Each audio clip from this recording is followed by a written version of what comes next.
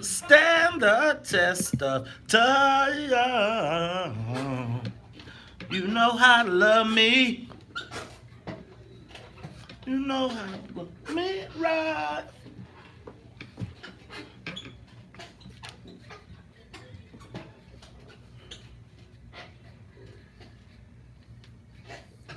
Later.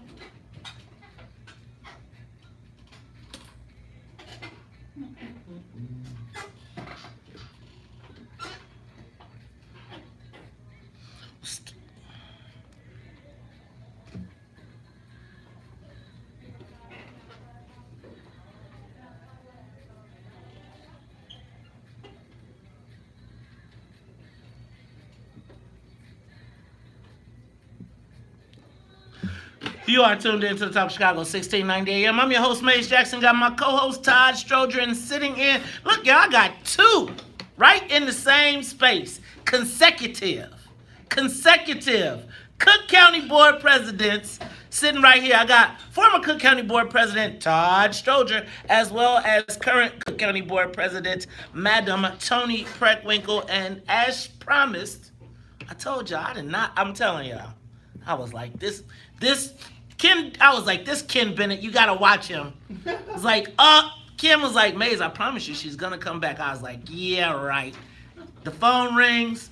Oh, I forgot. I can't do the phone ring.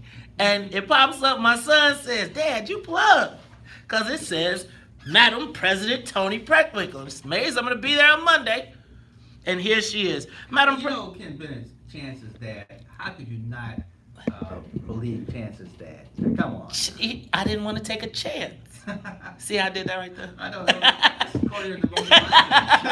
All right, look, so, one of the things I like to do is try to make sure that we educate our community. And one of the things that I think sometimes people don't know is the difference between the Cook County, the role you serve, Madam President, as the Cook County Board President compared to your role as the President of the County Board. Can you kind of delineate what the differences are and what your roles and responsibilities there are? Sure. Well, first of all, as president of the county, I'm responsible for county government, and that means a $5.2 billion budget.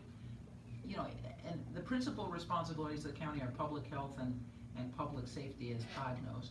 About half our budget is public health, about 38% of it is public safety. So together, it's almost 90% of the budget, public health and public safety. And I talked a little bit about some of the things that are happening in those arenas earlier. The rest of what the county does is 12% of the budget. So those are the critical issues: public safety, criminal justice, and healthcare. And I could talk a lot about some of the other things the county does. We have a forest preserve district, which I hope our residents are well aware of and use.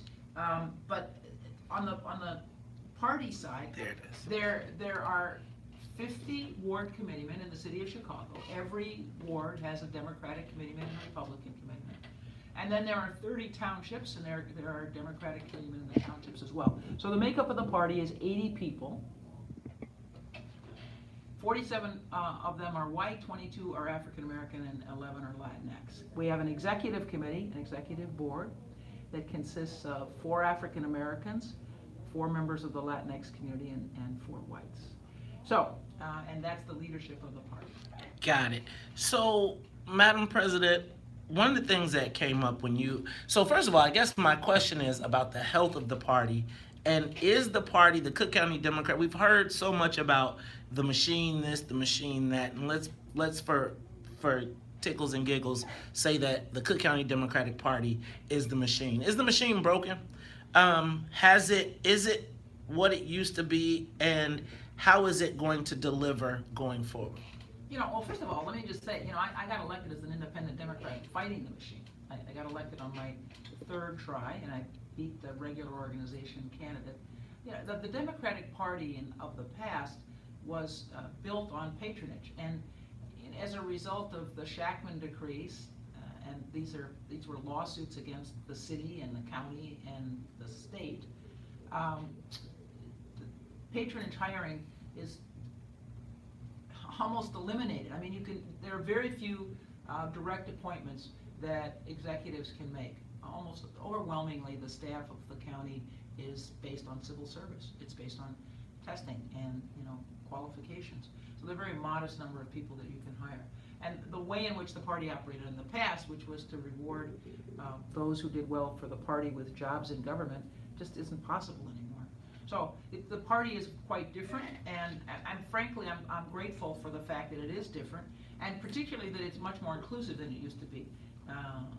President Stroger and I were talking a little bit before about the way in which the party has changed over the past decade, and in particular, the inclusion of more African Americans as slated candidates, more members of the Latinx community, Asian American community, more women. It was pretty much white men who got slated a decade ago for countywide offices and for party offices, and that's not the case anymore. Madam President, so a couple of things real quick.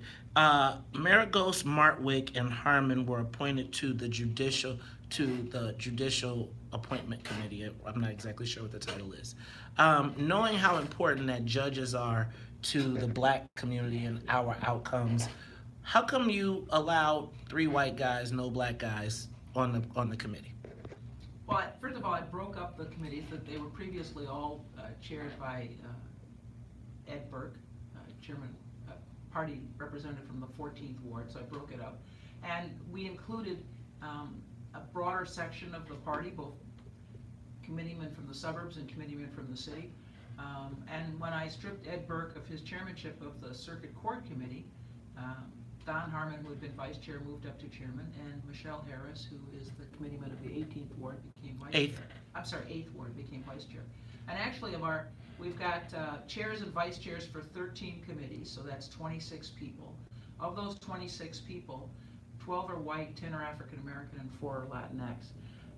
So we basically, both for Latinx and African American community, just a little less than half of the committeemen are either chairs or vice chairs of committees. And Rod Sawyer, representative of the 6th Ward, Democratic committeeman of the 6th Ward, is chair of the countywide Cook County slating process. So he has one of the most important jobs in the So it all funnels party. it all funnels back up to him eventually. Yeah. Okay, real quick. We got a big Supreme Court race that is shaping up. We've got sitting Supreme Court Justice Scott Neville. He is facing the challenge from two black challengers, Cynthia Cobb as well as Judge Nate House. And then potentially, Jesse Ruiz has announced as a Latin candidate. And then we have Shelly Harris, who is a white man who sounds like a black woman, who is also running, who has $1 million to spend. Can the party protect Scott Neville? Well, let me just say, this is a tough race. You may recall that the party endorsed Fredrina Lyle for an appellate court position and strongly supported her. And Sheldon Harris, who, as you point out, is a millionaire, put $1 million into television advertising and beat us, frankly. And there's no doubt in my mind that Circuit Court Judge Fredrina Lyle was the better candidate. But we were faced with a very well-funded opponent, and as you say, who, although his name is Sheldon, goes by Shelley, and some people might think he's African American, an African American woman, and we lost that race. And as I said, there's no doubt in my mind that Circuit Court Judge Fredrina Lyle was the better candidate. Madam President, which leads me to, I guess, the $1 million question. We have all been watching as a full-on onslaught has come against everybody's, on this station's favorite state's attorney, Kim Foxx. And Madam President, as I've watched what happened in your race, as I'm watching what could potentially happen in the Supreme Court race, it makes me fear the outcomes or the consequences or the potential for Kim Foxx. When we come back, Madam President, we know you invested a lot in getting Kim Foxx elected. I want to talk about what's at stake when we regarding this race when we come back. It's Talk Chicago 1690. Toni Preckwinkle, Madam President Toni Preckwinkle in the studio. Former Cook County Board President Todd Stroger. I'm just plain old Maze. We'll be back after traffic and the weather.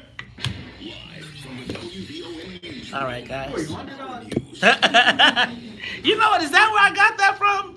I think that might be where I got it from, Yeah. right? I I think that. plain newspaper boy, you know. I'm just, that's my Alderman, want to see my Alderman Burnett impression? Hi guys, I'm so happy. This is the greatest day of my life. I'd be like, do you ever change your? That's pretty good. He's funny. This Kim Fox thing is pretty See, I'm interesting. not the devil.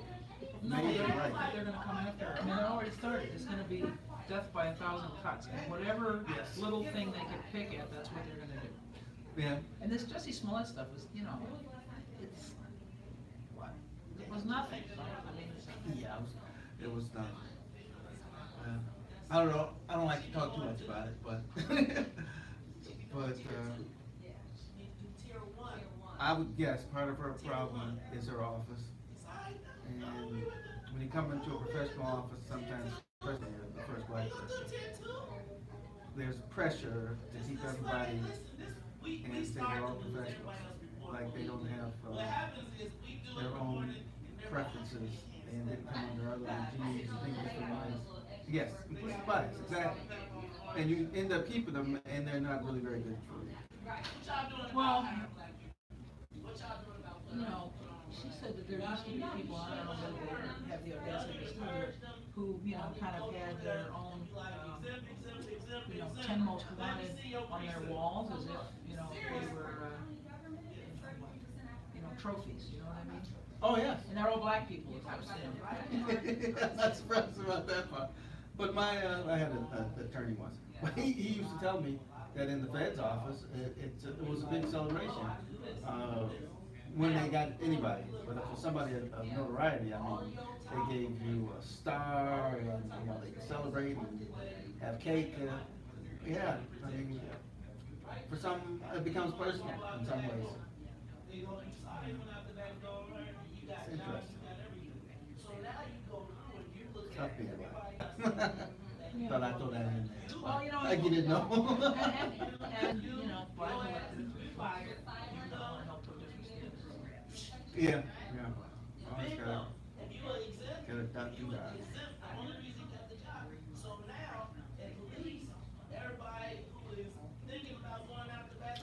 Well, like they told me, she needs a high-powered PR firm. Like you say about the 1,000 cuts, you gotta fight back with some positives all the time.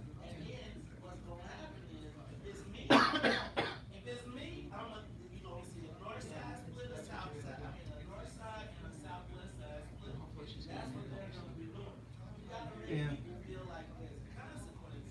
I don't think the rallying the black people, that's a waste of money. They're either gonna be there or they're not. You gotta change some of the lines in the north suburbs and the north side. Gotta get enough of those votes to carry over.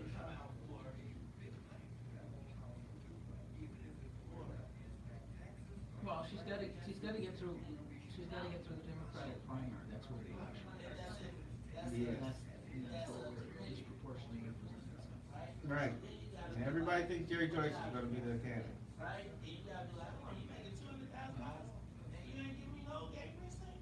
So want all the police officers. And fire.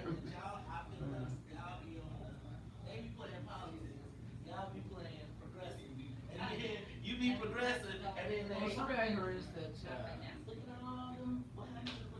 live in Joyce met, and Joyce wanted to support him for state's attorney, and he wouldn't do it. That's why they did it. And Which day? Bill. Oh, Bill. And so, and frankly, if Jeremiah Joyce hadn't been in this bill, He sure would have. I'm 100% sure. He had some momentum going. he got beat up pretty badly by, negative ads, but just the same, I think, without Jeremiah Joyce would be. Yeah, I think, I don't know how your relationship with police and firemen, but I think they would have gone with Haley. Are you kidding? I know, there's no way. Yeah. But I think, but there would have been other opportunities, I think. Other parts of the demographic that we could have appealed to. But county, police, and fire were part of that demographic.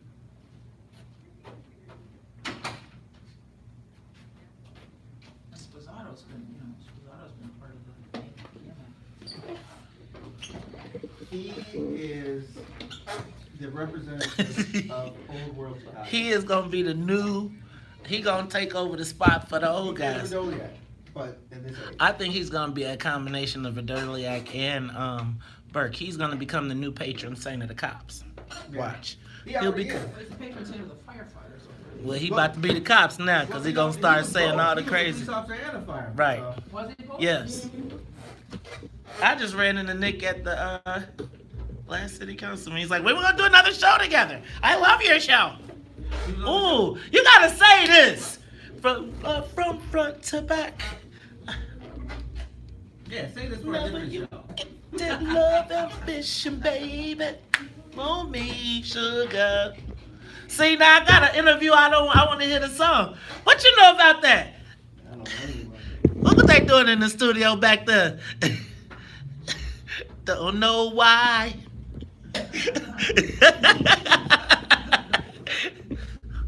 Every Got an engaged motion. crew here.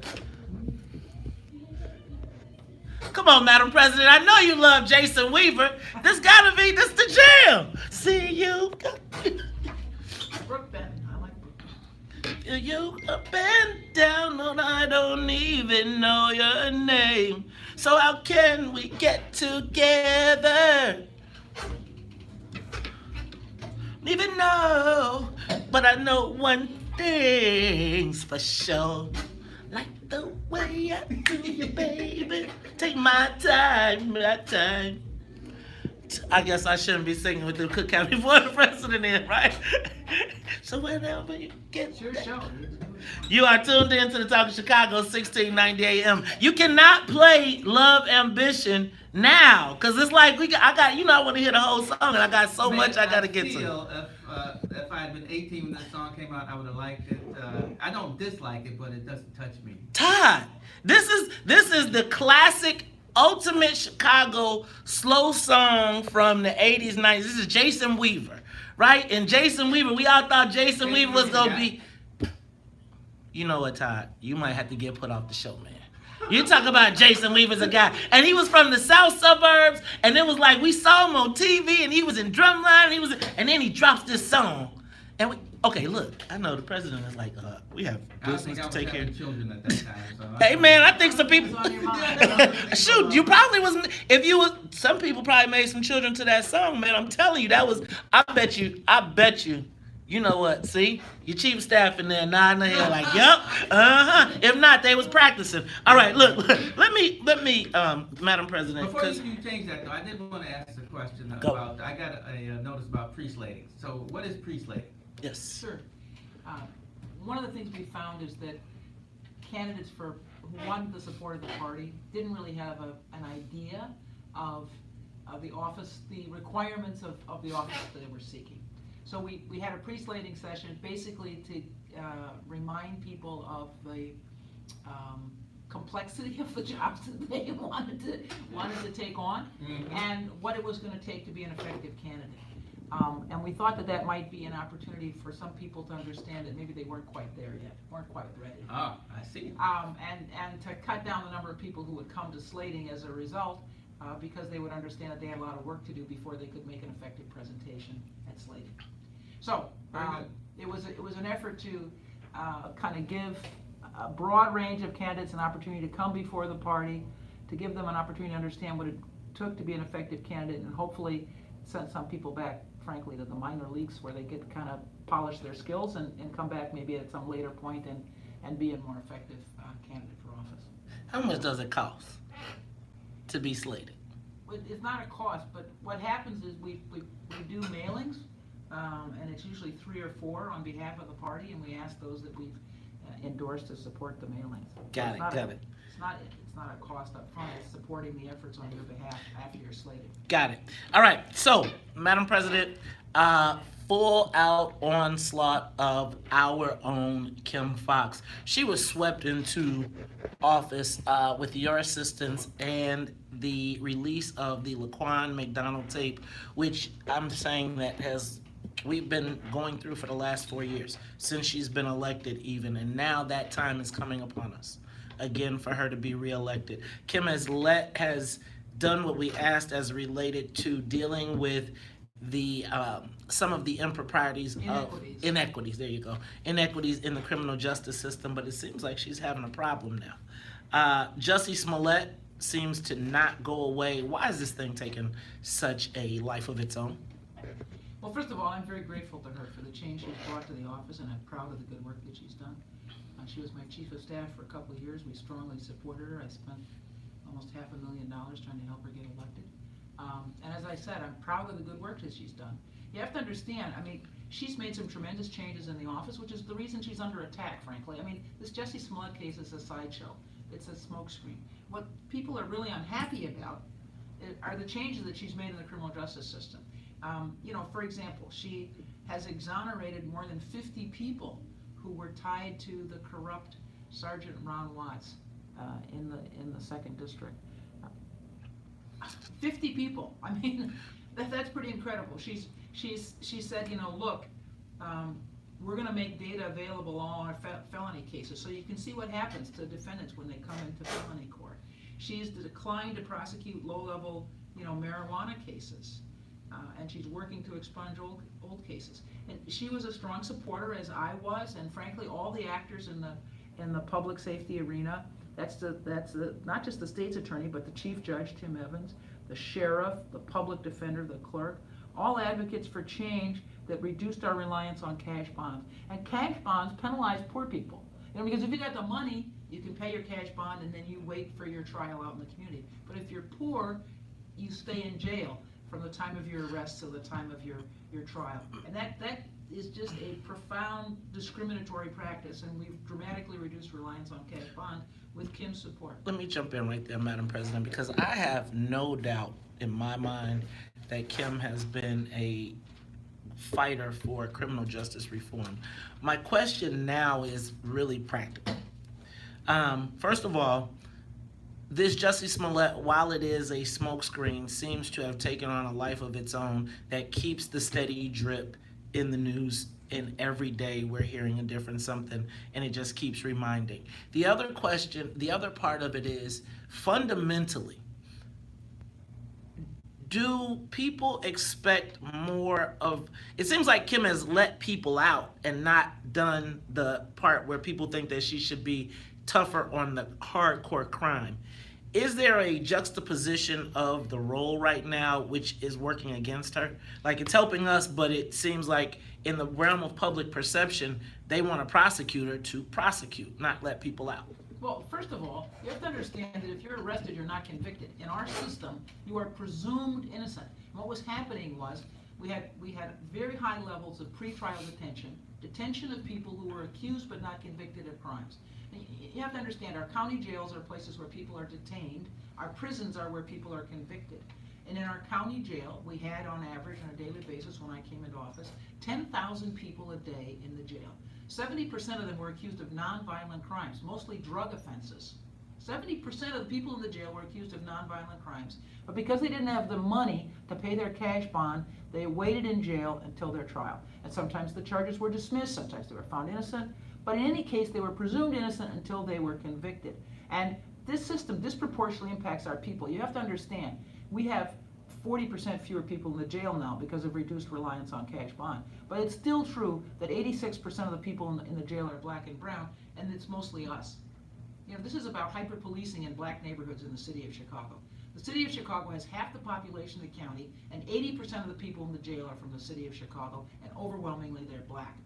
And unless you think that black people are more likely to be criminals than white people, what we have here is a reflection of the endemic racism which we struggle with in this country. It played out in the criminal justice system.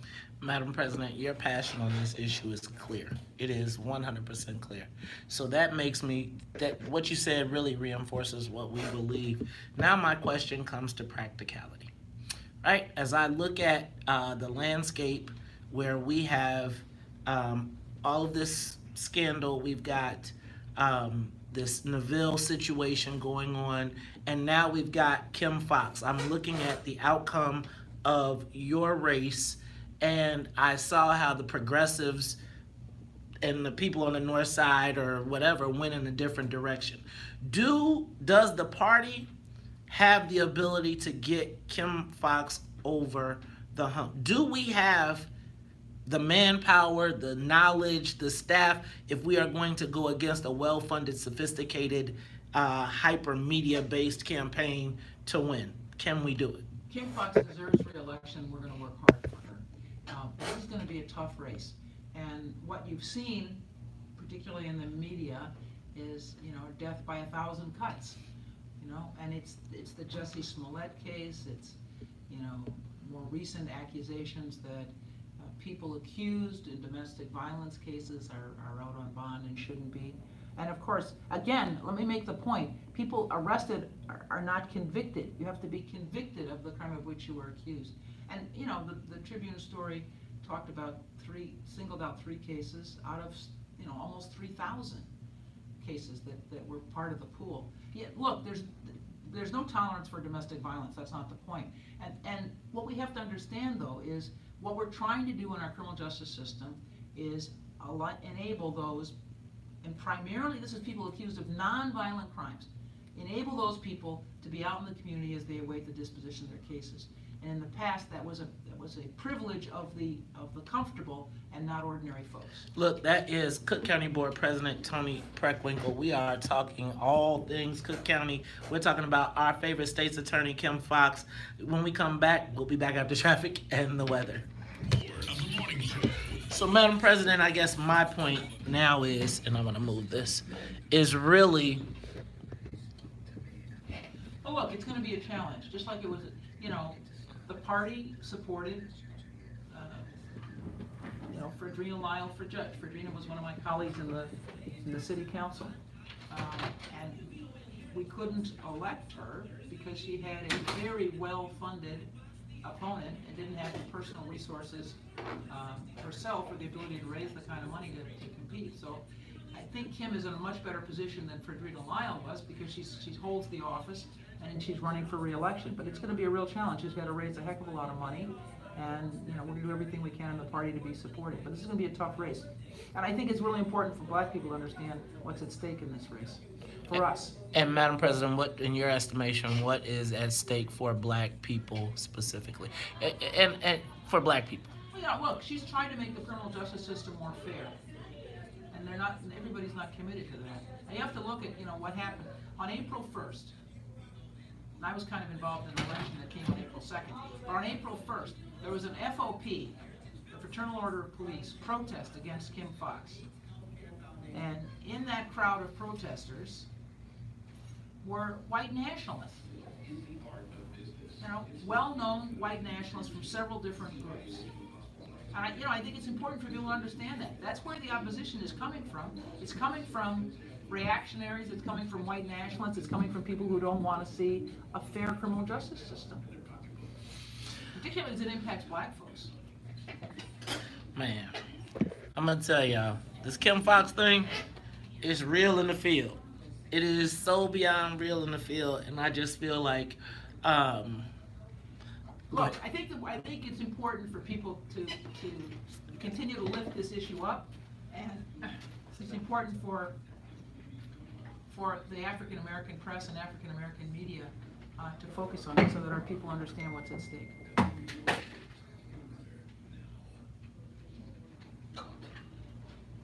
Did you see what happened in Maryland?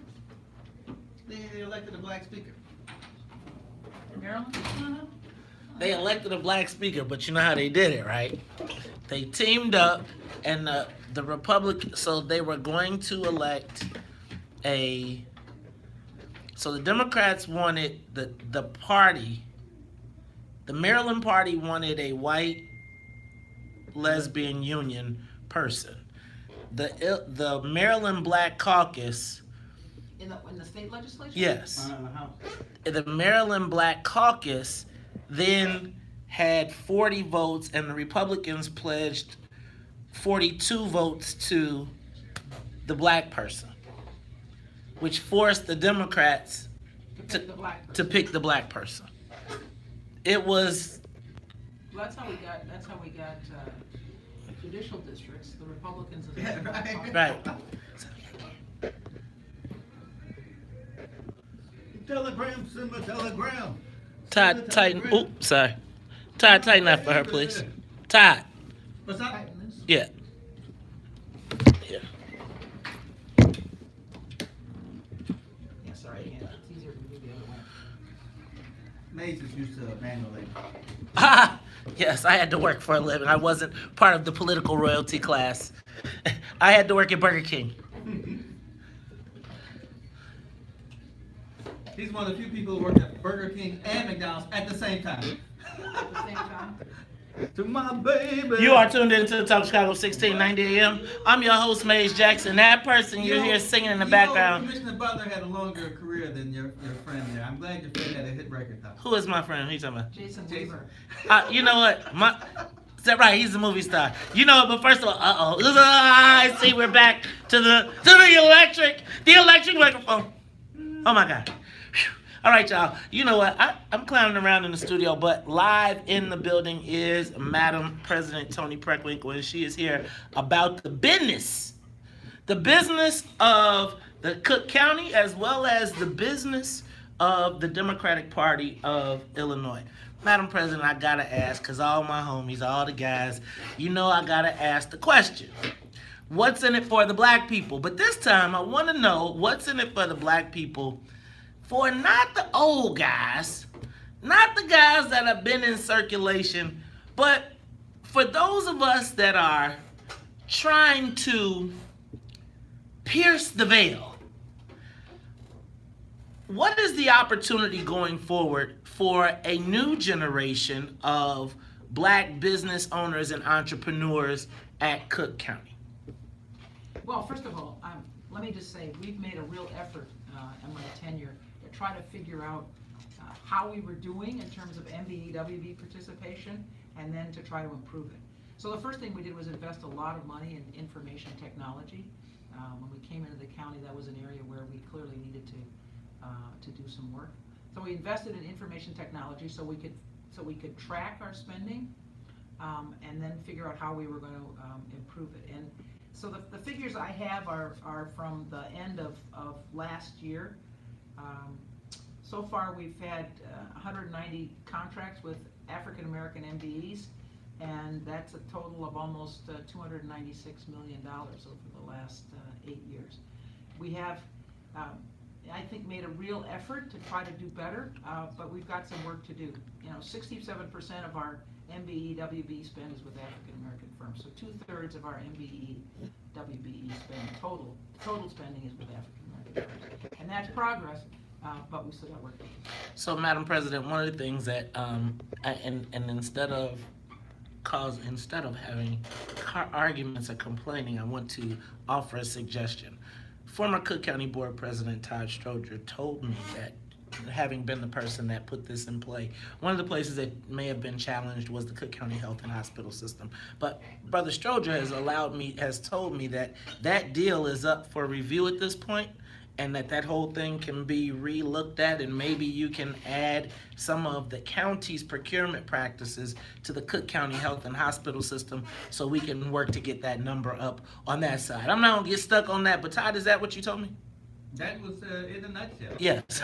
Okay. So, Madam President, what we would love for you to do is take a look back at, we know that the health and hospital system has been a challenge. I see you got your chief of staff here, and everybody is trying to make some things. So let's try to make that happen. And for our next generation, we are asking to create some opportunities to break through where maybe the old guard has been. Madam President, you got anything you want to share with the people specifically? I'm going to take a couple calls. Y'all make sure these calls, I'm telling you now. Don't play with me. Y'all be respectful. You answer these calls when I take these calls, because I will to you very quickly, right? You can ask your questions, but you got to be respectful. Madam President, is there anything you wanted to say before we go, though? Yeah, well, let me come back to where I started, Yes. which is, we've really got to focus on the census. We got to make sure everybody understands how important it is to participate. The speculation is that if we lose a congressional seat, last time we lost a congressional seat and they took it out downstate. Will they take it from the black people this time? Yeah, so the question is, I think, will they take it out upstate this time, and what does that mean for our 3 black congressional delegates? So that's the first thing, essentially. I can tell her from having a little knowledge that yes, it will come from, and more than likely it'll come from 7. Why we can't give them Chewy? Because the population that was decreased is down the corridor and the 3rd ward and the, what's that other ward? 4, and so they're gone. Hey man, I hear all the Latinos trying to take all the census money though. I heard they said they want to get the money and we gotta go see them. Right. They haven't allocated any money yet. Right, the only entity, if you're talking about the city, the state, and the county, the only entity that's allocated money is the county. Okay. And our county Census Count Commission is headed up by Commissioner Stan Moore. S. Dot, shout out to Stanley Moore. And the vice chair is Commissioner Dennis Deere. So we have D-Dub. an African-American commissioner from the south side and an African-American commissioner from the west side who lead this effort. So there will be a focus in the county on the African-American community as well as the Latinx community. All right, John. Now look, now, Madam President, though, what about this sanctuary city stuff? Because we can't keep waving people in if they gonna take away our spots. I'm worried about losing our. I'm worried about as we keep waving these people in. I know you got another space. I know you got to kick it with the Latinx. But right here on the WVON Morning Show, I just want to make sure we clear. Black folks, y'all better get counted because they gonna get counted and they gonna count you out. All right, let me go to the phone lines. Blah, blah, blah, blah. Let's go to real Mike. Mike, is that Mike O'Connor? That's my man, Mike. What's up, Michael O'Connor? Hey, good morning, and good morning to Madam President. Good morning. I'd like to ask the question. I know that right now the ACA is under attack in the appellate courts here in this country because of the Trump administration, the Department of Justice's new position, specifically as it concerns the ACA. They couldn't take it out legislatively, so they're going after it judicially. Could you possibly educate or inform or talk about briefly what Plan B may be from your office? Thanks, Mike. Go ahead, Madam President. Okay, the first thing I think for our listeners to understand is once the Affordable Care Act was passed, and this is probably the signature legislation of President Obama, once it was passed and the Republicans took over the House, they made every month or so, they were voting to repeal the Affordable Care Act. Just time after time after time after time. And they were unsuccessful. Okay, they were unsuccessful. Look, they're The giving me Affordable this. Care Act is the only thing that keeps county care going. So let me tell you. Go ahead. Well, county care has enabled our healthcare system to be in the black for the first time in 180 years. I mean, the taxpayers of Cook County, our healthcare system, hundreds of millions of dollars, and the Affordable Care Act has enabled us to reduce our tax allegation to about 100 million from 400 million when I came in the door. So it's been a critical element in our effort to bring stability to our healthcare system. Madam President, they're telling me I gotta let you go. Last question. Will you run again? We got a lot of work to do in 3.5 years. We'll see where we are. All right, that is that is current Cook County Board President, Madam Toni Preckwinkle, keeping her campaign promise to come back. She said she'll be back monthly, y'all, so I guess we'll be seeing her next month, and Sure we will definitely be continuing to ask the questions. Madam President, thank you for coming today. And Thank you for inviting me. Thank you, and thanks, Todd. all right, we'll be back after traffic news and the weather. Good stuff. All right. Thank you very much. What do they set? 7? Is that what you've heard? Yes, they're looking at 7, and I didn't get this in, but we ought to talk about this one.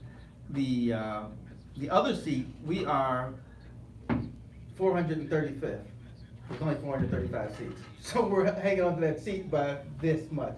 So if we don't get a good count, that's why the last seat will go. They gotta use some non-traditional, man. What's the social plan? What's the social? And who's doing this? Stanley, can you give me a meeting with Stanley, please? Are you talking to me? Madam President, can you give me a meeting with Stanley? We'd love to help with the outreach. I'll ask Stanley to come. Well, the state hasn't, they still haven't finalized how they're handling this yet. No, and my understanding is the Black Caucus kept them from just giving all the money to the Latinx communities. Where did the Latinx come from? I don't know any Latin people that call themselves Latinx. You know what I think it is? Because, in the romantic languages. The A and the O? Yeah. Male and female. They're just trying to take that out. Okay. So it's not a male reference for both men and women. Yeah. Got it. And that helps me. Madam Chief of Staff, please introduce yourself to the WVON Lions Den. Lynetta Haynes Turner. Lynetta Haynes Turner, not from Chicago. Are you from Chicago? Yes, I am. Born and raised. Born and raised. What high school you go to? I took a detour for 5 years. That's why I went to Bolingbrook High School. Yes, so I was in Denver for 5 years. So Ah. 7th grade through high school, and then I came back. I've been back since college. Dang. Madam, you know what I forgot to But it ask? still counts. Nah, you can't trip. I didn't go to Bolingbrook. I went to Bolingbrook High School. When you go to high school, then you count me out. Like, no. Thoughts I'm on- still Chicagoan. Thoughts on the marijuana bill and the legalization of marijuana? Do you think that there will be equity for us, not just social but economic? Well, first of all, I've been a long-time supporter of legalization. You ever inhale? No. So here's the thing. As long as we're only going to enforce drug laws in black and brown neighborhoods, we should have legalized marijuana. You know, white people aren't getting arrested for marijuana possession, so why should we be arresting black people? I think The goal is going to be making sure that $20 million that's allocated for small businesses, that black people are able to actually capitalize off of it and start their own businesses. So that's going to be key too. I want the dispensary in the medical district. How about that? I don't want none of the 20 million. I want the dispensary that goes in the medical district. How about that? The critical issue is, are we going to have equity in growth and distribution? Yeah. Are we going to have opportunities for our people in those two arenas? Because that's where the money's going to be. And if we don't take precautionary measures, it'll just be the national firms that benefit and not our communities. Right. All right. Is everybody and then Madam President, last one. Are you all working in collaboration? Is there a collaborative effort by the black people in the party to start to kind of organize? Because I'm really concerned about the Kim thing. I really am, and I'm concerned about the Scott Neville thing. Like, is it possible there could be no endorsement in that race, which would be probably a death blow to him? We have 3 African American candidates, and as you pointed out earlier, there are other candidates as well. Jesse Louise has declared. Sheldon Harris is rumored to be interested in the race. If we have 3 black candidates, it makes it much harder to elect any black person to the position. And it's going to be tough under the best of circumstances when you have a really well-funded person who's beaten the party before, frankly. All right, I'm gonna tell y'all what. I appreciate the president coming back. I told y'all I didn't think it was gonna happen. And my son thinks I'm plugged now, because he was like, that's the lady on TV, right? And I was like, yeah, that's her. He was like, dang, Dad, you plugged. So thank you for coming. We look I'll be forward back to be every back. month, as promised. All right, we appreciate you. I'll be back and Thank I'll you. reach out to you. All right. Let's have coffee. All right, let's do it. All right. All right, take care. Thank you, Madam President. Good to see you. All right, thanks, honey. All right, thank you. Have a Thank good you, one. All right, Sonia. talking to you. Yes. All right. Keep my seat warm. Yes, ma'am. All right. So, Jay, So, be all right. I'm Yeah. gonna put them up now. Huh? You can ask you the question. Okay? You know everybody Todd. You know everybody want Todd's revenge. Exactly. Everybody want the revenge of the Todd. Todd is cool though. Todd ain't asking for no revenge. It's like, Life keeps going, man. well, my thing is this. I think that tools in the toolbox, and that's like, at this point you can't. Well, first of all, it was interesting. I think it was news that she said. Matter of fact, clip that she said. There's 3.5 years to go, because I don't think anybody's asked her if she was running again, because I believe she said that was her last term, the last term. So get that clip and we can send it to Fran Spillman, and we can have a little news that says, man, Toni Preckwinkle might run again. Man. All right. Tell Sonya. Okay, Tony. Okay, hold on. Hey, Sonya.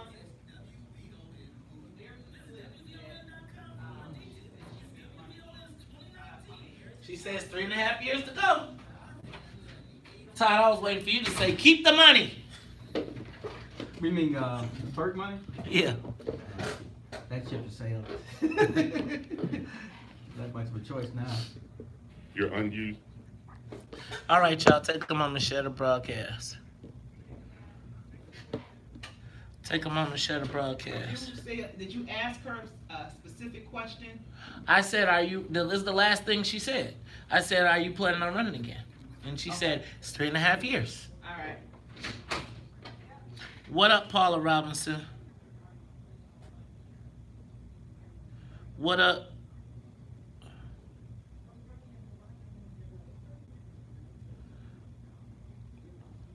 Take a moment, share the broadcast.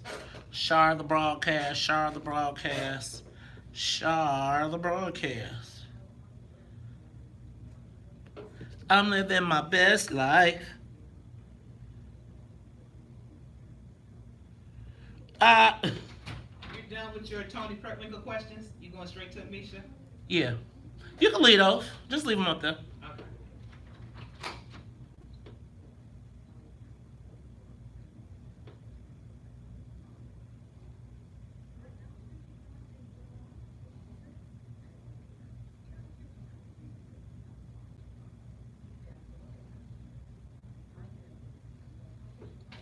All right, y'all.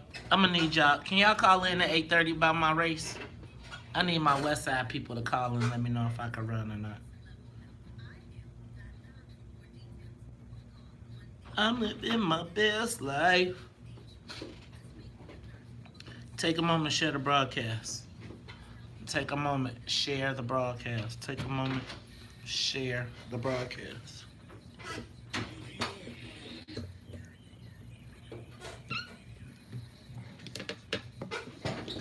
Amisha Cross.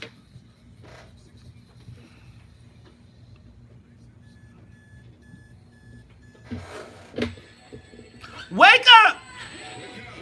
Wake up! Wake up!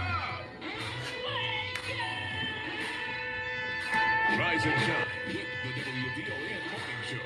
Wake up, wake up, wake up. Featuring Maze Jackson. Do you understand the words that are coming out of my mouth? The WVON Morning Show.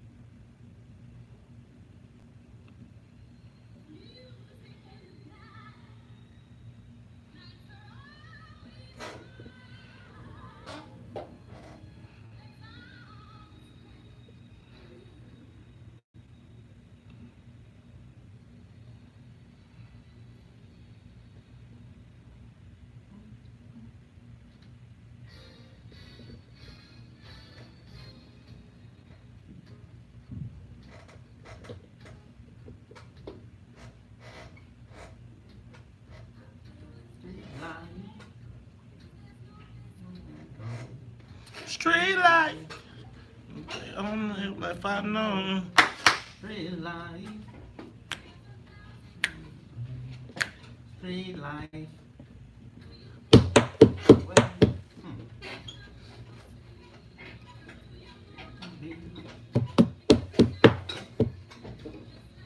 Well, Charade.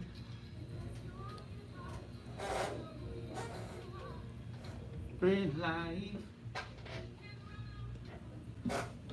Street life. For a nickel or a dime. Street life. Street life. You are tuned in to the Talk Chicago 1690 AM. I'm your host, Maze Jackson. Got my man, Todd Stroger. Y'all know how we do at the top of the hour. Got to say what's up to the WVON Morning Show team. What's up to Annette Flournoy in the newsroom, as well as the Wonder Twins, Sonia Escobar and Sonia Tompkins. Then got to say, y'all, Cook County Board President Toni Preckwinkle just left the studio. you know what? She made a campaign promise to come back and visit monthly. Now, I'm going to tell you, I didn't believe it. And Todd, I feel like I'm taking a page out your book. Yeah, what's that? Cause you know what, Todd? It's like every time somebody come that I think you supposed to be mad at, you supposed to be give it. Nah, onward, Christian soldiers marching off to war with the cross of Jesus going. Okay, I'm sorry. Did I go? See, so Todd, but here's my thing, y'all.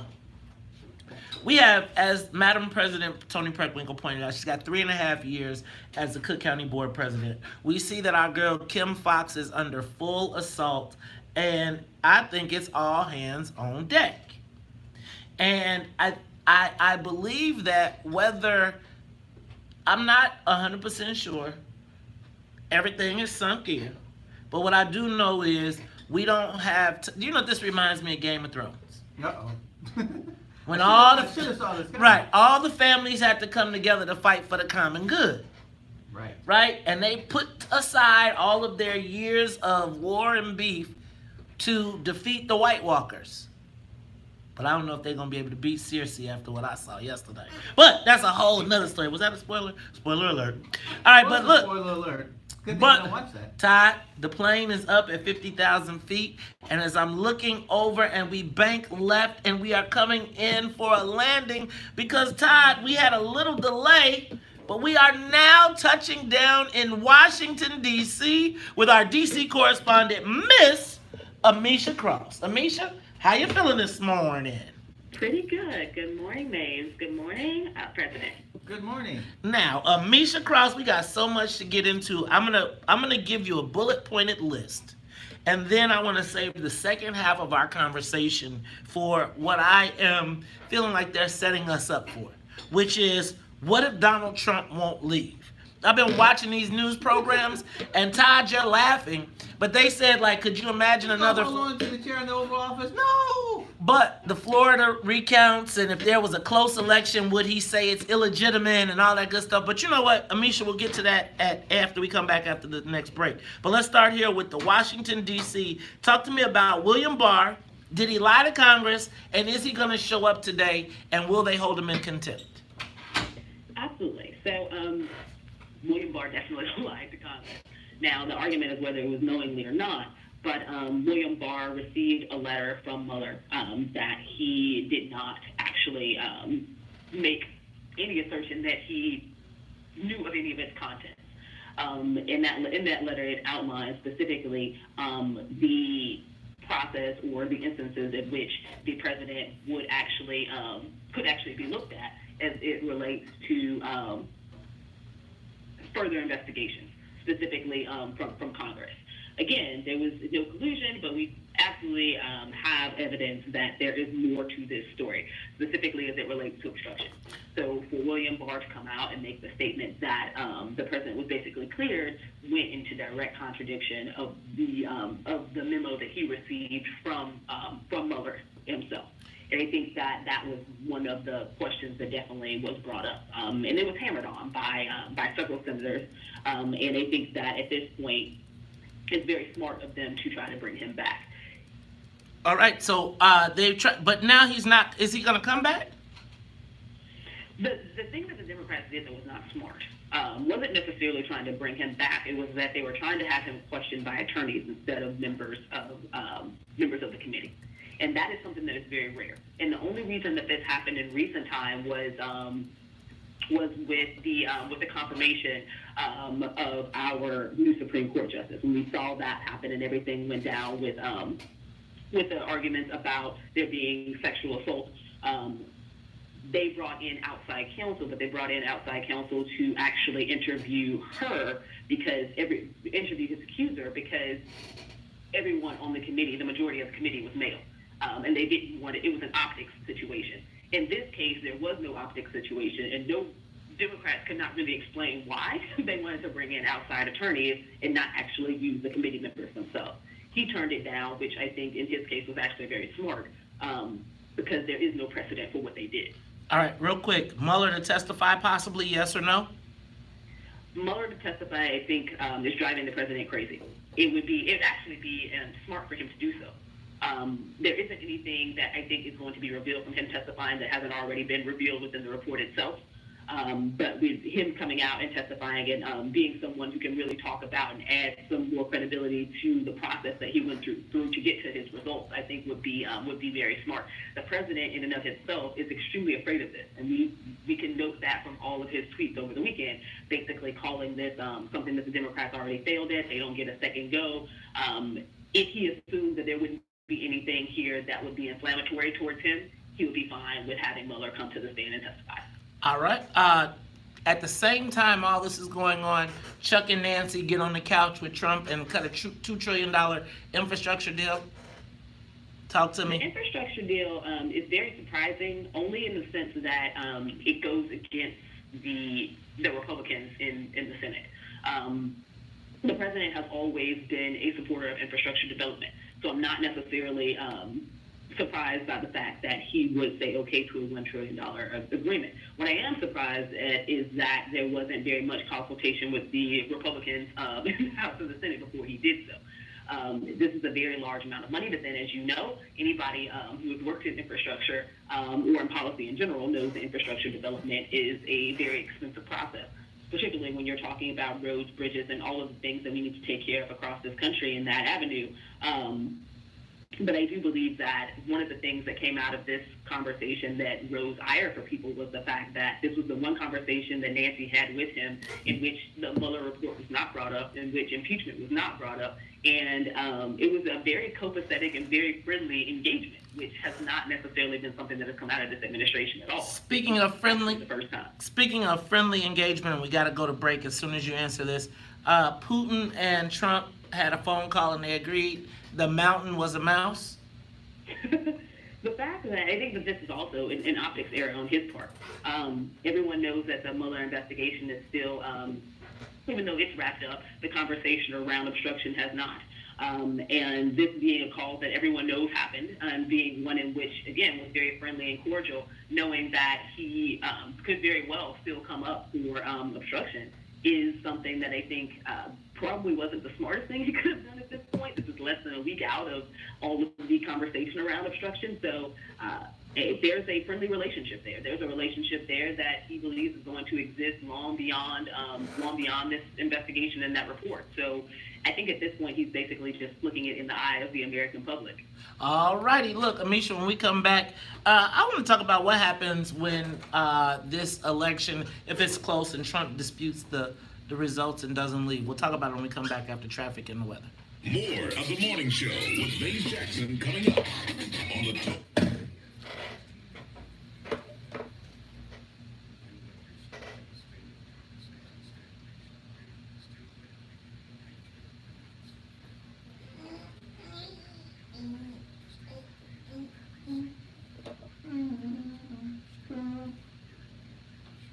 You know, any place can organize a group and work on the census and ask for money. So our group should do It's gotta that. be organized. Our group Like should you do can it. do a group at like Chicago State, Mhm. Chicago State students, and have them go out and get paid or something. I think that could be one of the things our firm does. Ty's scared, y'all. He's scared to be associated with Mace Jackson. He's scared. His friends say, stay away from that guy. He's gonna get you in I trouble. don't have that many friends. So Well, they say, I think they go and say, you're gonna get in trouble. Todd, that guy's trouble. Is that what they tell you, Hey, Todd? you may be trouble, but that doesn't scare me. You your own trouble. I'm not worried about your trouble. I'm worried about my trouble, not your trouble. I think I can overcome May's trouble.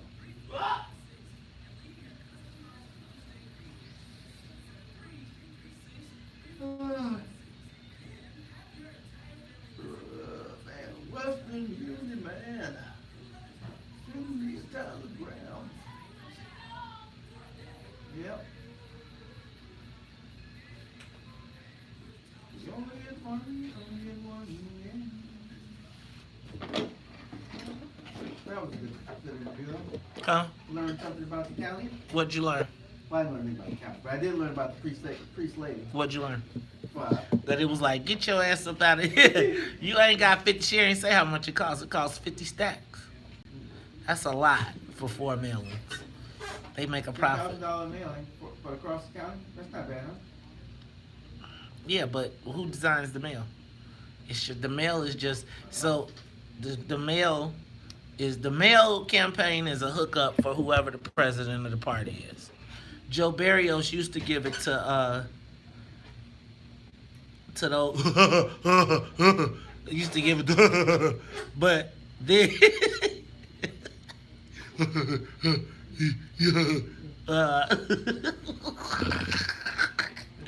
So they got paid to put it together. They got paid to put it together, and then they got paid on the mail. Then when his boy got a printer hookup, then he took it from them and gave it to his boy, Sam. So he took it from and gave it to his own boy, who then made the money off of it, and it was like they made like a $15,000 profit per mailer. So it's like if you, for the company, but not if you the candidate. And it was like they was like, we could pimp these judges, we could pimp all these people, and then you got Shelley who said, I just spent my own million on my own self. Skip your slate. Y'all spent could you imagine spending $50,000 and then you lose? God's sun rises and shines on you. You know there's nothing I would not do. Whoa. Before I let you, don't. It's like candle. Whoa. Oh, I will never let you go before I left. Boom, boom, boom, boom,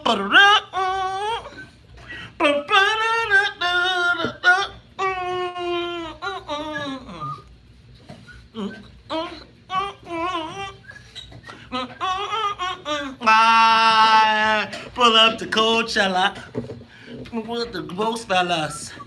That's what the squad and me. Look at it. I say the same thing.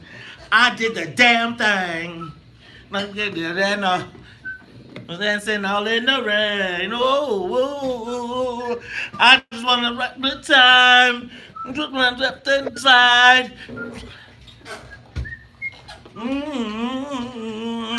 Bunny hop, drop.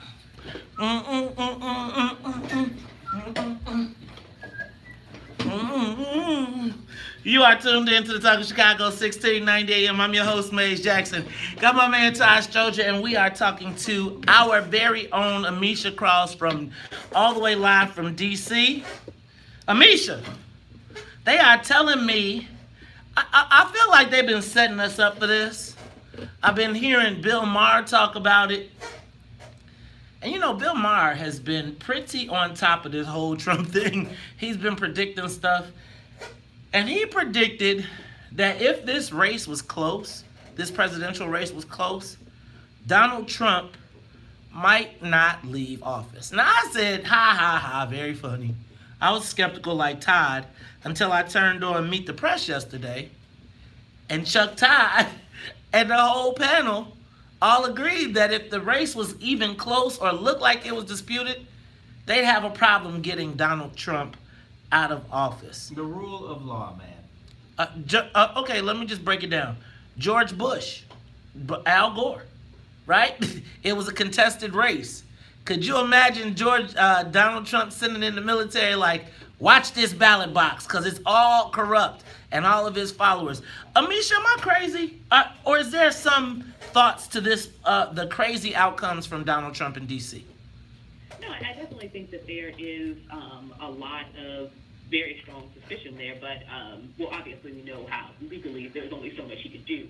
But I do think that if there was a race to be that close, and we have seen them before in recent years, if there was a race to be that close, it is within his right to push as strong as he can to make sure that all of the ballots are counted, to make sure that there are instances in which it may be elevated to the Supreme Court. I don't see it coming up that strongly in this next election. I think that is some people's pipe dream.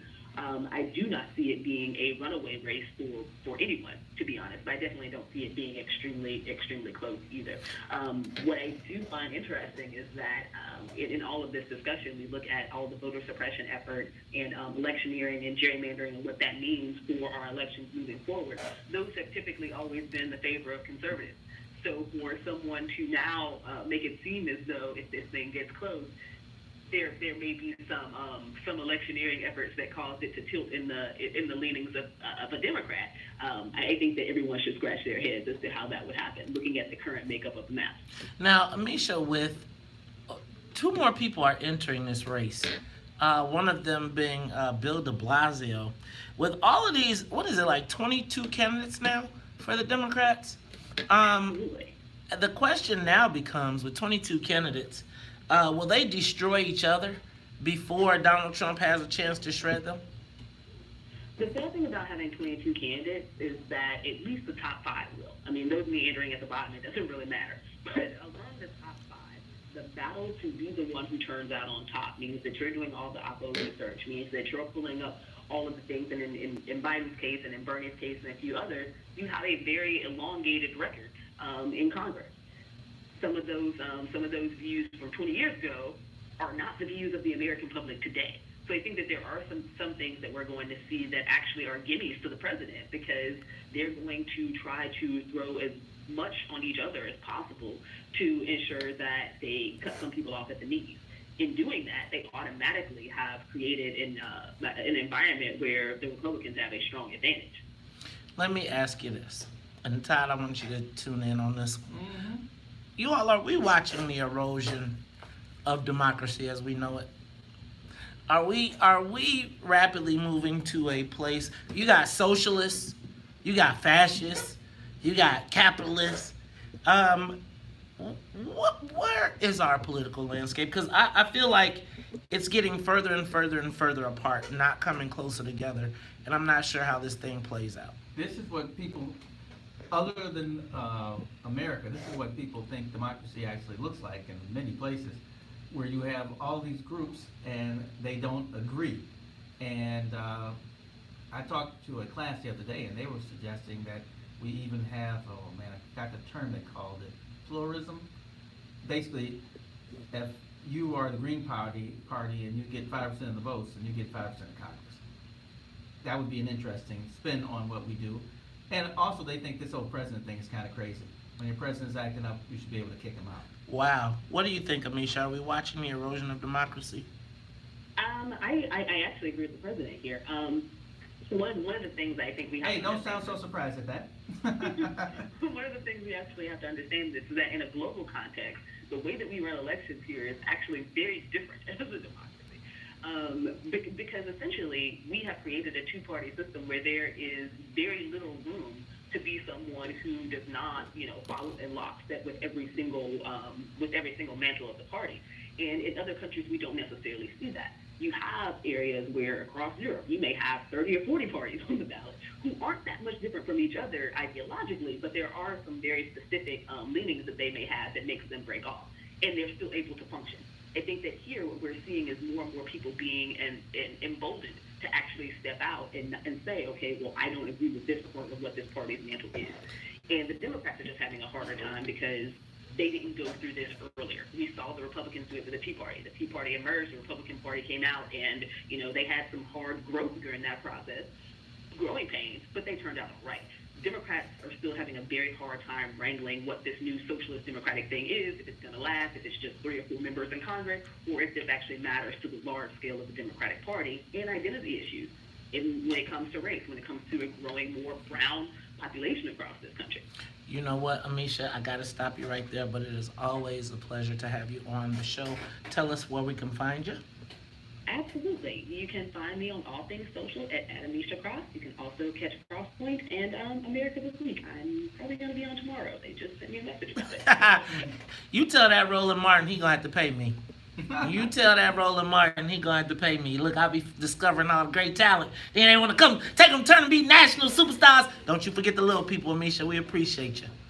Thank you so much. Have a great day. All right, we'll talk to you later. It's Talk Chicago. We'll be back after traffic and the weather. Live from the WVON newsroom. See, they be outgrowing me, man. See, I'm telling you, I knew I wasn't crazy though. That Roland Martin be watching my show. Be watching my show. You do, man. I have been so many times. I've been like, for real, dog. For real. I'm telling you, the morning show drives morning radio. Take it a moment of two. Shout out to my girl, Toy Hutchinson. See, y'all don't be knowing. It's so funny to me. Like, y'all know me and Toy went to college together. We were black freedom fighters in 1990. Yes. And now here we sit. And then Osei and Village Leadership Academy and his wife was part of our team. See, y'all don't be understanding how these things work. It's like it's a big world down here. Y'all don't be knowing. Bunny hop, stop. Money hop, stop. That's all right. You gonna do the you can't do the beyond the you gotta do the challenge. We're gonna have to do our own video, Todd. We're gonna do the morning show challenge. To the wake up. Somebody make up a morning show challenge. Wake up! Why not listen? Look it, I feel like she said it. She was like, I bet you better not say. She said, that's right, the black community. Y'all ain't even like that.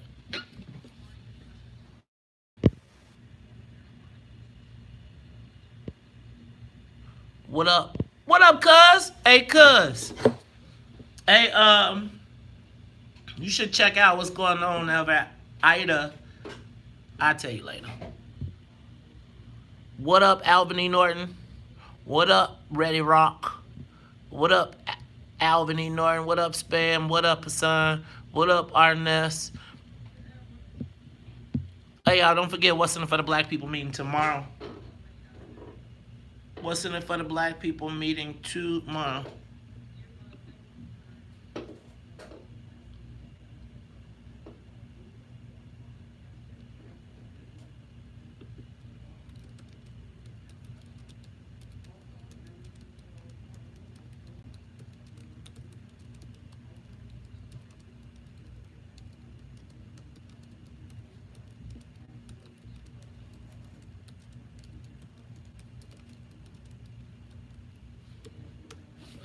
Take a moment, shut the broadcast.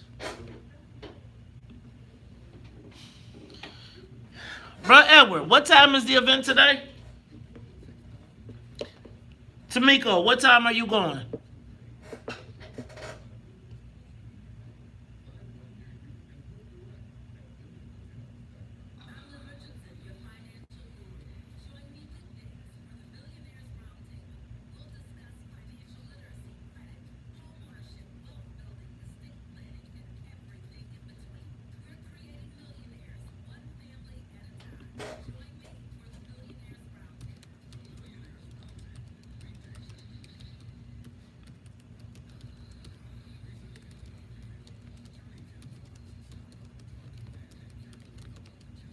See?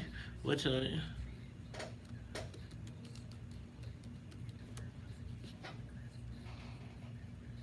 Alright, y'all, take a moment, share the broadcast. 2907 South Wabash tomorrow. 7 o'clock. 2907 South Wabash, 7 o'clock. Who watched Game of Thrones last night? Nobody. You sound crazy. Everybody and their mama had to see that. You got the camera, Todd. Todd, you gotta stop. I'm gonna do you like we do at work. That when I used to manage restaurants, like you can't be you at work. You can't be on that phone. I want Jahan Gordon. This is how I keep in contact with the world. Like he's on that computer. He's on the computer. You may not know. Yeah, that's how I see what's going on. And my wife needs me. That kind of good stuff. I'm trying to send you stuff for promo from my phone. Who you want on? Well, that was interesting. I don't think President Trump is going to be able to hold on to the White House if he loses the election. And he can't afford to see America go down. He's got too much money tied into it.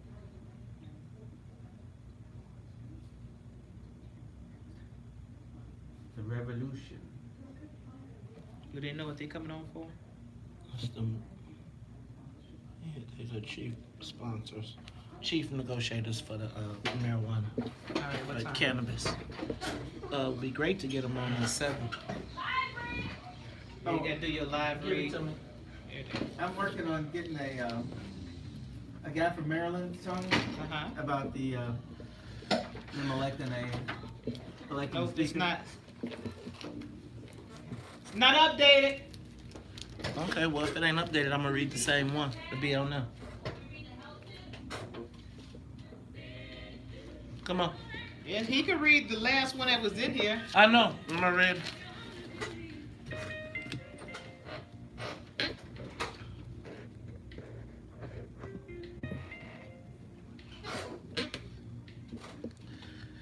Moderate physical activity is known to reduce the time it takes to go to sleep and reduce daytime sleepiness. An example of moderate physical activity includes walking briskly up to 3 to 4 miles a day, gardening, or line dancing. Now let me let you know this healthy tip is brought to you by Resurrection University. See what Res U can do for you. Start your career at Resurrection University now. It's the WVON Morning Show. I'm your host, Maze Jackson. Want to also remind you all, don't miss this Thursday. It is the release of Emmanuel. It is the final in the WVON Heritage Film Series. Myself and Todd Stroger will be hosting. It is the story of Emmanuel African Methodist Episcopal Church. Dylan Roof Right? I'll be bringing my son with me. walked in, killed 9 black church members as they were praying. The promo was so chilling when the part when she says, Dylan Roof reloaded and asked, did I shoot you yet? And she said, no. He said, don't worry, because I'm going to let you live to tell the story. Well, Steph Curry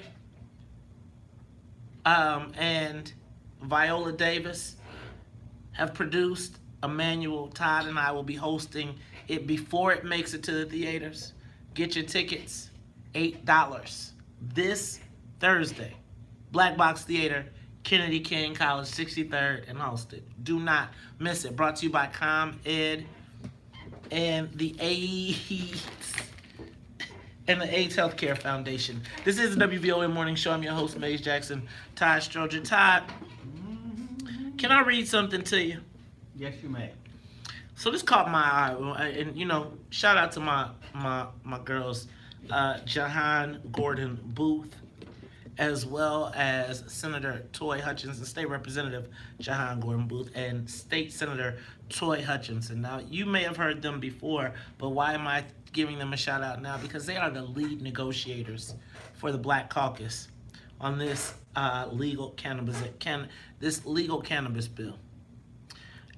And while we're going to have them on the show and we're going to have them break down what's in it for black people in this bill, Todd, I was wondering, what does it take? What would it take for us to go back to black?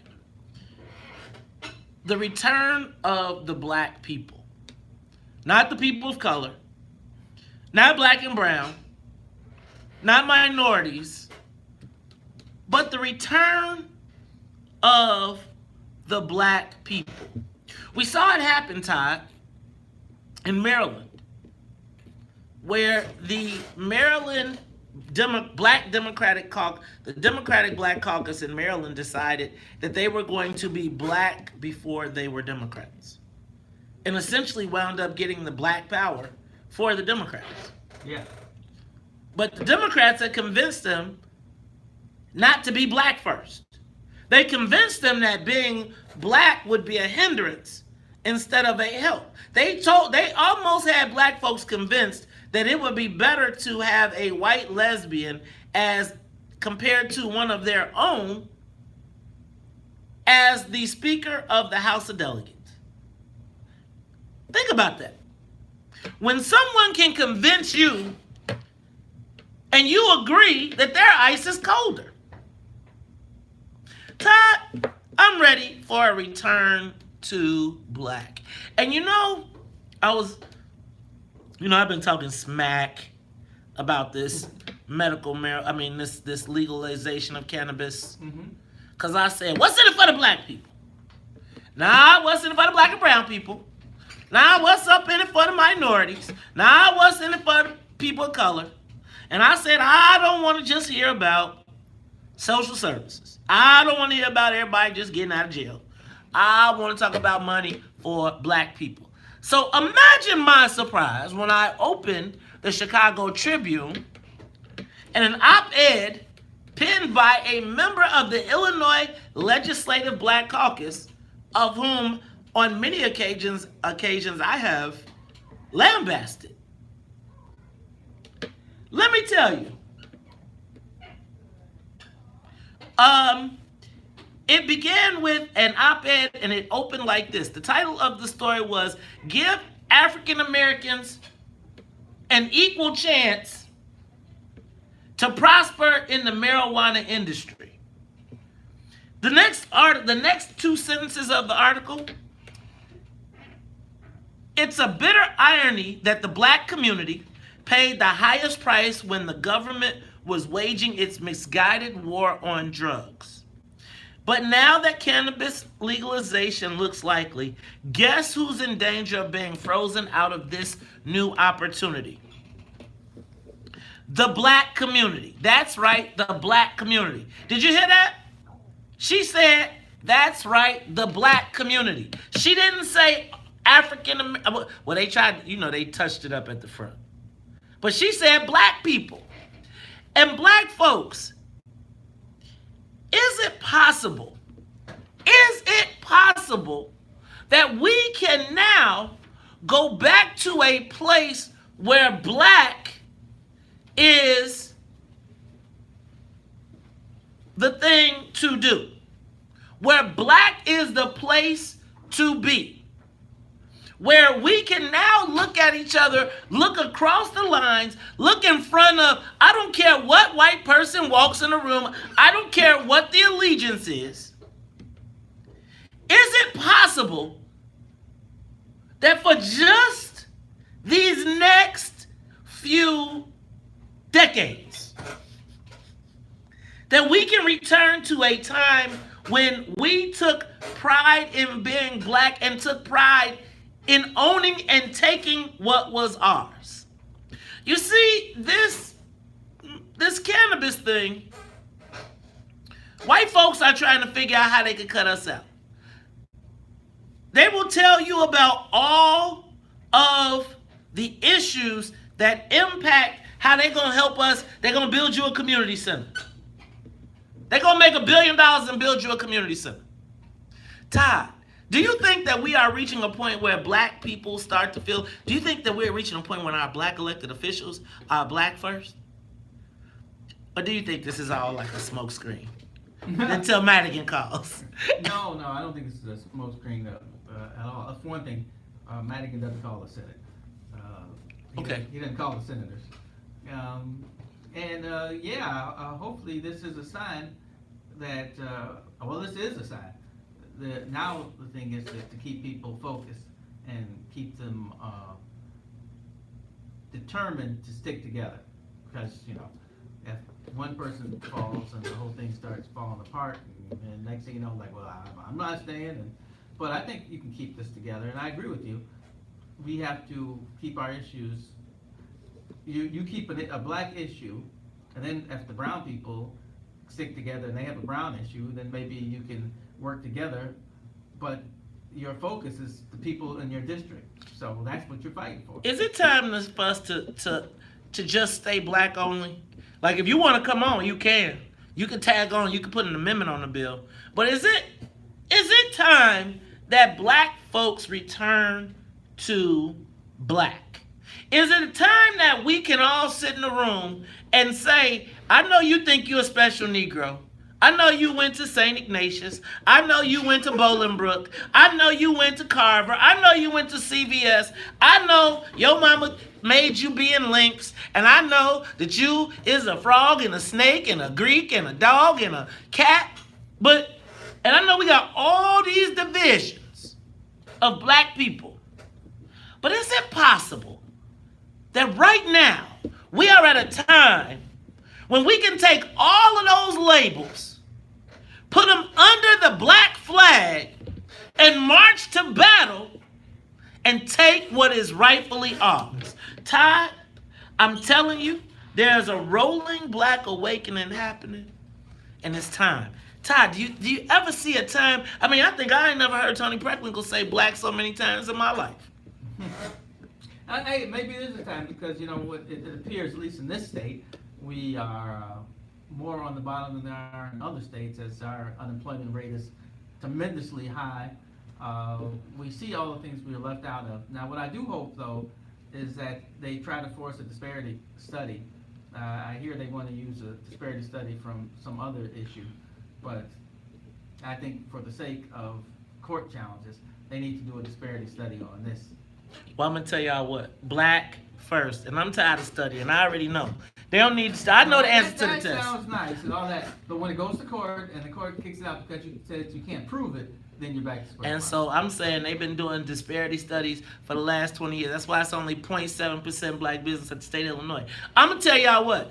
Bust a disparity study. Let's have an election. If you ain't black first, we might have to talk about it. And speaking of elections, Todd, could I run for you think I could be on the west side and run? Or would they count me from both? You know what? Let's talk about it all when we come back at the traffic and the weather. See, I would go to Springfield as a black elected official. Well, the district's more than 65% black, isn't it? Yep. Yeah, well, then you are a black elected official. And in that, you can fight for issues that support your residents. You know, isn't that what we're all supposed to do? Yeah, but I'm wondering. I need to know: do I have to be a lifelong West Side resident?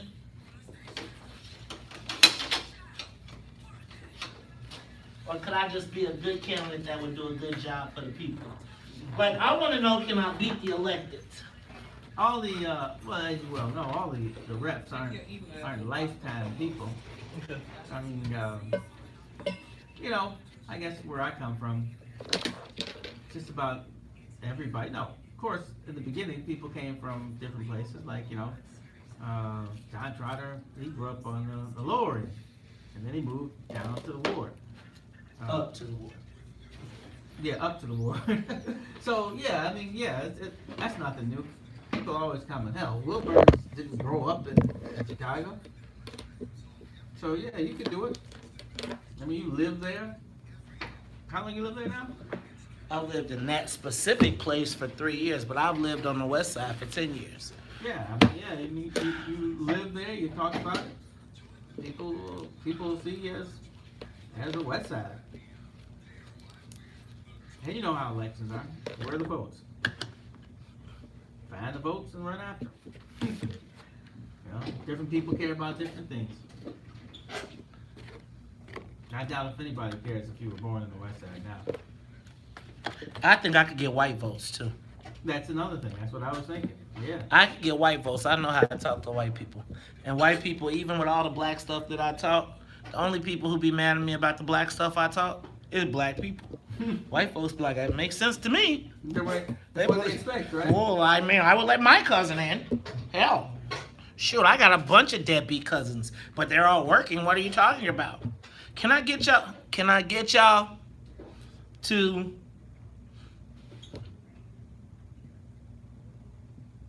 Dang, I can't get. Yeah, I mean, could y'all imagine me negotiating? Shoot, if you're running today. Just keep running. You know how it is to win a race that you think is going to be hard. Start knocking on doors. Weather starting to change, you just start working the district.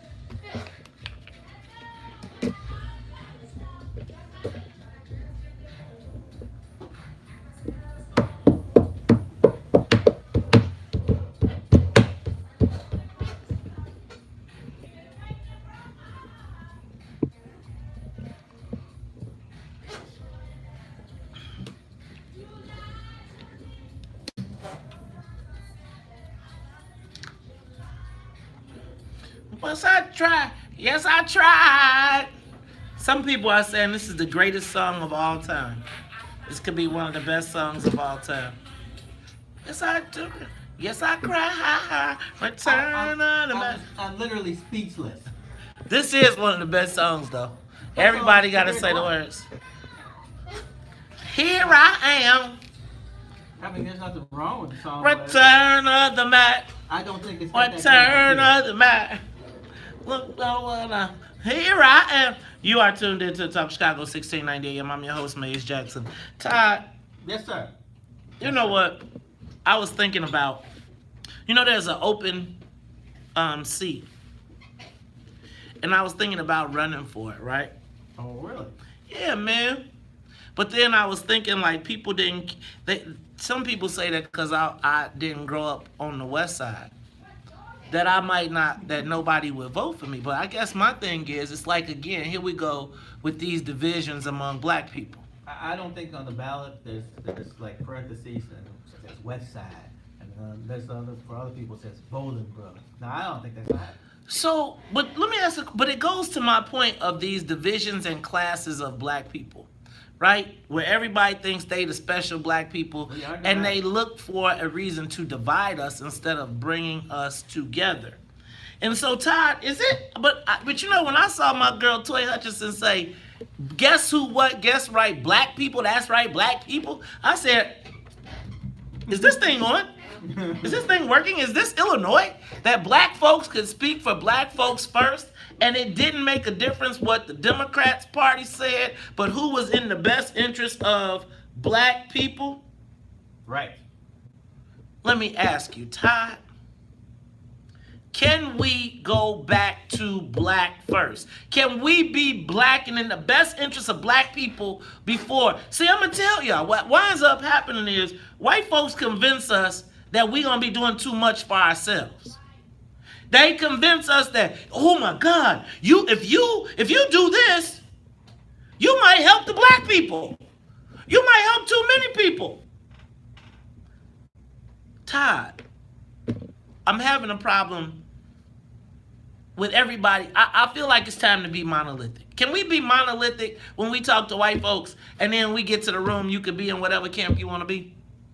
But when we go outside, can we be monolithic? Politically, at least? Oh, yeah. Well, you know the Godfather.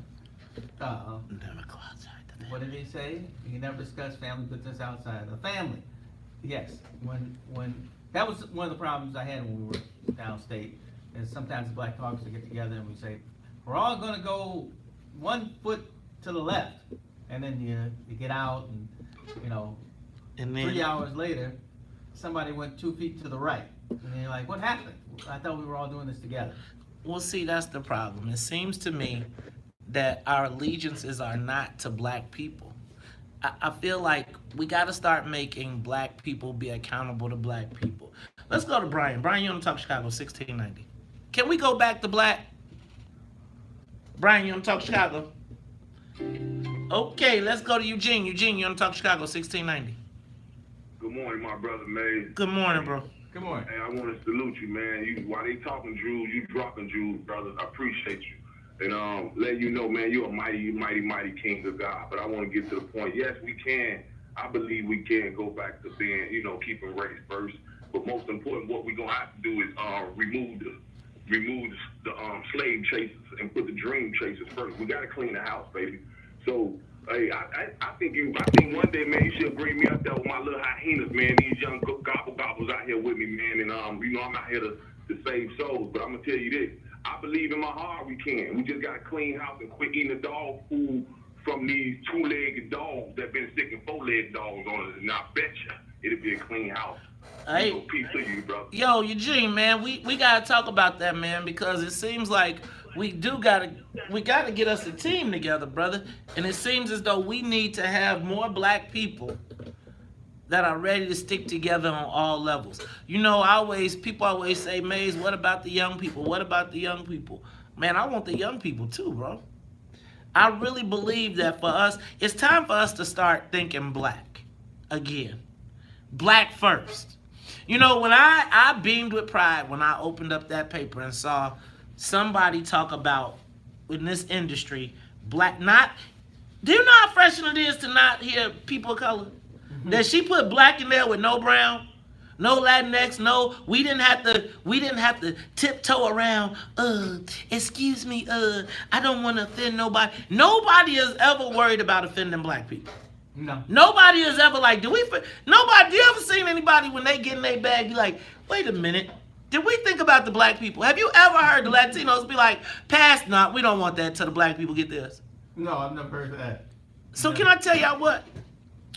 When I opened up today and I saw that the black women had stepped up in the legislature and said, black people, I am wondering, Todd, are we witnessing an awakening? You think, because Todd, you know, did you see that report that said 45% of black males in Chicago are unemployed or uneducated, out of school? I can believe it. But we have, well, as a group, we've forgotten education. Education is not important as it is, not as important as playing basketball. There's something wrong with our thinking. And if we don't change it, we can't change those numbers. You know, our fraternity. Your fraternity, because that's not ours. Yeah, I was thinking in a greater sense.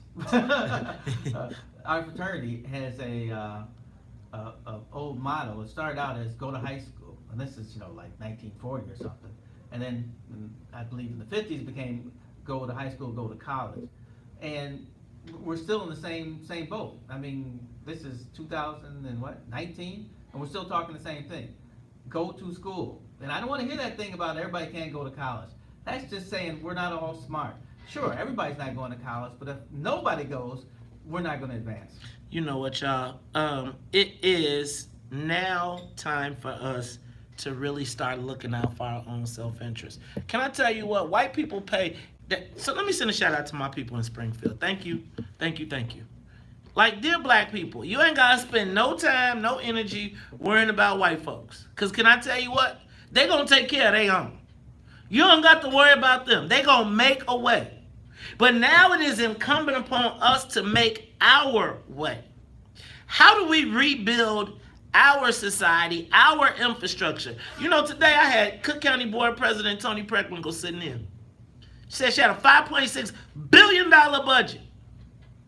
Todd, black first. That's what we got to do.